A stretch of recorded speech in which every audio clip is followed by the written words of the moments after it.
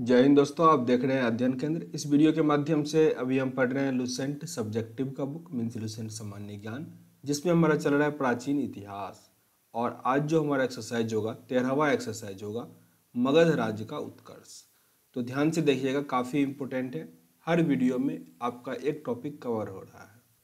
अगर आपको बस मास्टर वीडियो देखना है तो उसके लिए या तो यूट्यूब पे सर्च करोगे अध्ययन केंद्र मास्टर वीडियो, यानी तो लिंक डिस्क्रिप्शन बॉक्स में है, वहाँ से आप देख सकते हो। तो स्टार्ट करते हैं। मगध राज का उत्कर्ष दिया गया है। मगध के सबसे प्राचीन वंश के संस्थापक बृहद्रथ था। काफ़ी इंपॉर्टेंट है। मगध का जो सबसे प्राचीन वंश हुआ उसका संस्थापक कौन था? बृहद्रथ था। उसकी राजधानी गिरिब्रिज थी, जो वर्तमान में राजगिरी है। जरासंध बृहद्रथ का पुत्र था। यहाँ पे समझो, मगध राज का संस्थापक कौन था? बृहद्रथ। बृहद्रथ के पुत्र का नाम जरासंध था और बृहद्रथ ने मगध की राजधानी गिरिब्रज बनाई, जिसको वर्तमान में राजगिरी कहा जाता है। ओके, क्लियर हुआ? ये लाइन काफ़ी इंपॉर्टेंट था आपके एग्जाम प्रोस्पेक्टिव से, तो सही चीज़ को याद कर लो। हर्यक वंश के संस्थापक बिंबिसार मगध की गद्दी पर 544 ईस्वी पूर्व में बैठा था। बिंबिसार गद्दी पर कब बैठा, ये प्रश्न आ जाएगा, तो आंसर क्या होगा? 544 ईसा पूर्व। और बिंबिसार ही हर्यक वंश के संस्थापक थे। सारे प्रश्न इसमें इंपॉर्टेंट बन रहे हैं। जैसा कि यहाँ पे क्या था, मगध वंश का संस्थापक कौन था? बृहद्रथ था, जिसकी राजधानी गिरिब्रज थी। ओके, यहाँ पे हर्यक वंश के संस्थापक कौन थे? बिंबिसार। और बिंबिसार मगध की गद्दी पर कब बैठा?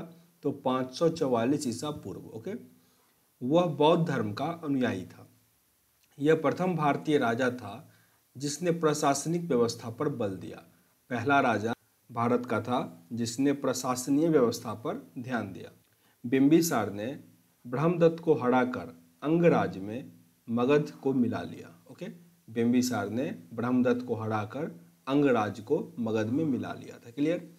बिंबिसार ने राजगृह का निर्माण कर उसे अपनी राजधानी बनाया था। बिंबिसार ने राजगृह का निर्माण करके उसे अपनी राजधानी बनाया था, जबकि बृहद्रथ क्या किया था? गिरिब्रिज को अपनी राजधानी बनाया था। बिंबिसार ने मगध पर करीब 52 वर्षों तक शासन किया। महात्मा बुद्ध की सेवा में बिंबिसार ने राज्यवैद्य जीवक को भेजा था। ओके, अवंती के राजा प्रदोत जब पांडु रोग से ग्रसित थे, उस समय भी बिंबिसार ने जीवक को उनकी सेवा शुश्रूषा के लिए भेजा था। तो जीवक नाम का एक डॉक्टर उस टाइम में रहा था, मीन्स जयवेद, जो कोई भी उस टाइम में बीमार पड़ा था, मीन्स जो बिंबिसार के मित्र थे, तो उनको वो भेजता था। बहुत इंपॉर्टेंट ये है नहीं। हालांकि कभी कभी ये पूछ लेता है कि प्रघोत को कौन सा रोग हुआ था, तो पांडु रोग हुआ था। ये आपको कोई स्टेट मीन्स, हालांकि ऐसे प्रश्न किसी भी स्टेट पीसीएस में पूछ देता है। ओके, कोई ठीक ही नहीं रहता। बिंबिसार ने वैवाहिक संबंध स्थापित कर अपने साम्राज्य का विस्तार किया था। इसने कौशल नरेश प्रसेनजित की बहन महाकौशला से, वैशाली के चेटक की पुत्री चेल्लना से तथा मद्र देश की राजधानी राजकुमारी क्षेमा से उन्होंने शादी किया था। मद्र देश का आधुनिक नाम क्या है? पंजाब है। इसका फिर से रिपीट कर लो कि बिंबिसार ने अपने राज्य का विस्तार जो है वो वैवाहिक संबंध स्थापित करके किया, युद्ध करके भी किया, पर सबसे अधिक जो राज्य का विस्तार हुआ वो वैवाहिक संबंध से किया। इसके अंतर्गत उन्होंने 3 शादी किया। पहला था कौशल नरेश प्रसेनजित की बहन महाकौशल से, वैशाली की चेटक की पुत्री चेल्लना से, और मद्र देश मीन्स पंजाब की राजकुमारी क्षेमा से उन्होंने शादी किया। बिंबिसार की हत्या उसके पुत्र अजातशत्रु ने कर दिया। वह 493 ईसा पूर्व में मगध की गद्दी पर बैठा। यहाँ तक क्लियर है? अजातशत्रु किसका पुत्र था? बिंबिसार का पुत्र था, जिन्होंने बिंबिसार को मीन्स मार दिया 493 ईस्वी पूर्व में और गद्दी संभाल लिया। अजातशत्रु का उपनाम काफ़ी इंपॉर्टेंट है आपके एग्जाम के लिए। अब इसका उपनाम क्या था? कुनिक था। अजातशत्रु का उपनाम क्या था? कुनिक था। वो प्रारंभ में जैन धर्म का अनुयायी था। अजातशत्रु प्रारंभ में जैन धर्म का अनुयायी था, जबकि बिंबिसार बौद्ध धर्म का अनुयायी था। रिपीट कर लेता हूँ, इसको याद रखो। अजातशत्रु जैन धर्म का, जबकि बिंबिसार क्या था? बौद्ध धर्म का अनुयायी था। अजातशत्रु ने 32 वर्षों तक मगध पर शासन किया। अजातशत्रु के सुयोग्य मंत्री का नाम वर्षकार था। अजातशत्रु के सुयोग्य मंत्री का नाम क्या था? वर्षकार। इसी की सहायता से अजातशत्रु ने वैशाली पर विजय प्राप्त किया था। 461 ईस्वी पूर्व में अपने पिता की हत्या कर उदयीन मगध की गद्दी पर बैठा। मतलब बिंबिसार की हत्या किसने कर दिया? अजातशत्रु ने। और फिर अजातशत्रु की हत्या किसने कर दिया? उदयीन ने कर दिया। ये श्रेणी क्रम एकदम से याद रखो। उदयीन ने पाटिल ग्राम की स्थापना की। वह जैन धर्म का अनुयायी था। तो मतलब ये कह सकते हैं कि बस बिंबिसार जो था वो बौद्ध धर्म का था, उसके बाद अजातशत्रु और उदयीन ये दोनों क्या हुआ? जैन धर्म का मीन्स अनुयायी बना। हर्यक वंश का अंतिम राजा उदयीन का पुत्र नागदशक था। उदयीन का पुत्र नागदशक हर्यक वंश का अंतिम राजा था।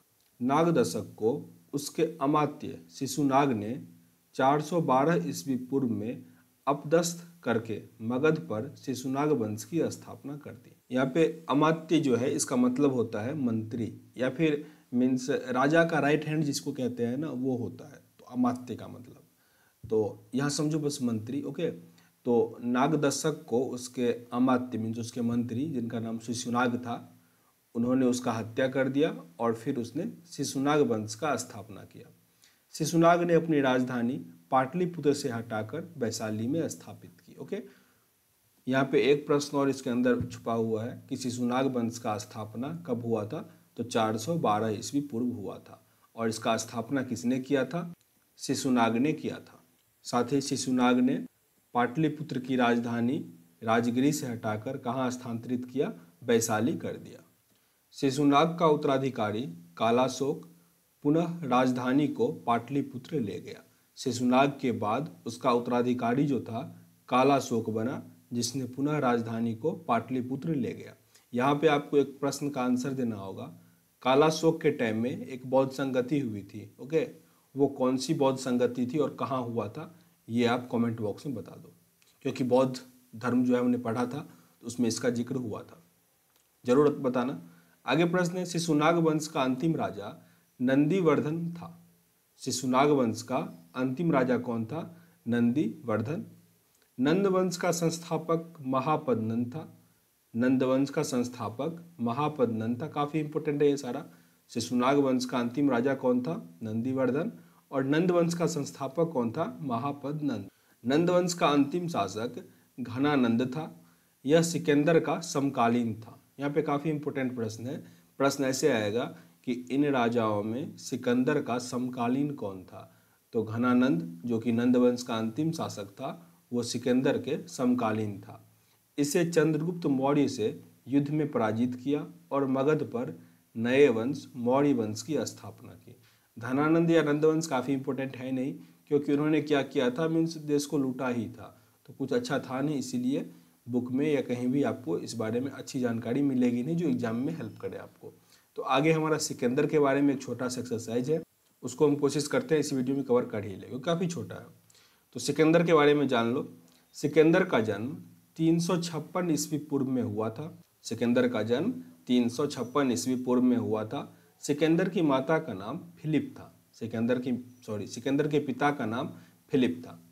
फिलिप 359 ईसा पूर्व में मकदूनिया का शासक बना। फिलिप 359 ईस्वी पूर्व में मकदूनिया का शासक बना। इसकी हत्या 329 ईसा पूर्व में कर दी गई। फिलिप की हत्या 329 ईसा पूर्व में कर दिया गया। सिकंदर अरस्तु का शिष्य था। प्रश्न ऐसे भी आ जाएगा कि सिकंदर के गुरु का नाम क्या था, तो अरस्तु था। सिकंदर ने भारत विजय का अभियान 326 ईसा पूर्व में प्रारंभ किया।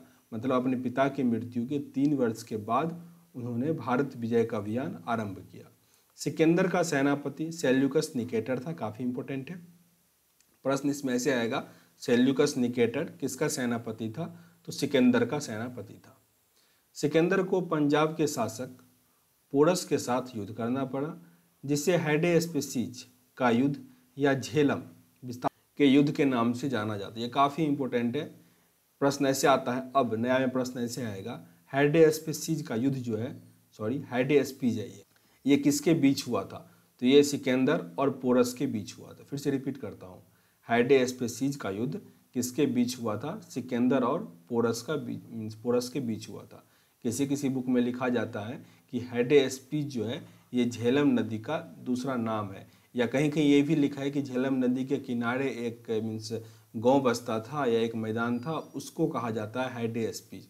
तो अन्य बुक में अलग अलग है, आपको बस ये याद रखना है कि हाइडेस्पीज जो है वो युद्ध किन दोनों के बीच हुआ था? तो सिकंदर और पोरस के बीच हुआ था। और भी कुछ कुछ है डिफरेंट बुक में। अगर आप इंडियन राइटर का लिखो तो उसमें लिखा है कि पोरस जीता था, कहीं पे लिखा है सिकंदर जीता था, पर रियल में इस दोनों में कोई जीता ही नहीं था, क्योंकि जीत तब होता है जब कोई दूसरा राजा हार मान ले। तो ऐसा कुछ हुआ नहीं था। तो आपसे प्रश्न ये भी नहीं पूछा जाएगा कि कौन जीता था, बस ये याद रखो कि हाइडेस्पीज का युद्ध किसके बीच हुआ था? तो सिकंदर और पोरस के बीच हुआ था। ये सिकंदर का भारत अभियान के अंतर्गत पहला युद्ध था। ये जो है झेलम नदी के तट पर है। झेलम नदी ये आपके लिए काफ़ी इंपॉर्टेंट है। ओके, सिकंदर की सेना ने ब्यास नदी के पश्चिमी तट पर पहुंचकर, फिर से इस लाइन को रिपीट कर लेते हैं। सिकंदर की सेना ने ब्यास नदी के पश्चिमी तट पर पहुंचकर उसे पार करने से इनकार कर दिया, क्योंकि वहाँ पे क्या हो गया था? पूरा बारिश हो गया था, पूरा बाढ़ जैसा हो गया था। सिकंदर स्थल मार्ग द्वारा 325 ईस्वी पूर्व में भारत से लौटा। कब लौटा? 325 ईस्वी पूर्व, मतलब 1 साल के बाद ही वो भारत से वापस लौट गया। सिकंदर की मृत्यु 323 ईस्वी पूर्व में बेबीलोन में 33 वर्ष की अवस्था में हो गई। सिकंदर की मृत्यु कहाँ हुई? बेबीलोन में हुआ। फिर से रिपीट कर लो, सिकंदर की मृत्यु कहाँ हुआ? बेबीलोन में हुआ। कब? 323 ईस्वी पूर्व। सिकंदर का जल सेनापति कौन था? निर्याकस। सिकंदर का जल सेनापति कौन था? निर्याकस। सिकंदर का प्रिय घोड़ा बौकेफला था। बौकेफला, इसी के नाम पर इसने झेलम नदी के तट पर बौकेफला नामक नगर बसाया था। ओके, झेलम नदी के तट पर बौकेफला नामक शहर किसने बनाया? सिकंदर ने बसाया था। क्यों? क्योंकि उसके प्यारे घोड़े का नाम क्या था? बौकेफला था। अब अगला एक्सरसाइज है मौर्य साम्राज्य। ये काफ़ी अच्छा एक्सरसाइज है और काफ़ी इंपॉर्टेंट भी है, तो इसको हम अगले वीडियो में कवर करते हैं। सेशन अगर आप लोगों को अच्छा लग रहा हो तो ज़रूर शेयर कीजिए अपने दोस्तों के साथ, ताकि उनको भी फ़ायदा हो। और कोई सुझाव हो तो ये भी आप कमेंट बॉक्स में लिख सकते हैं। मिलते हैं नेक्स्ट वीडियो में, तब तक के लिए जय हिंद।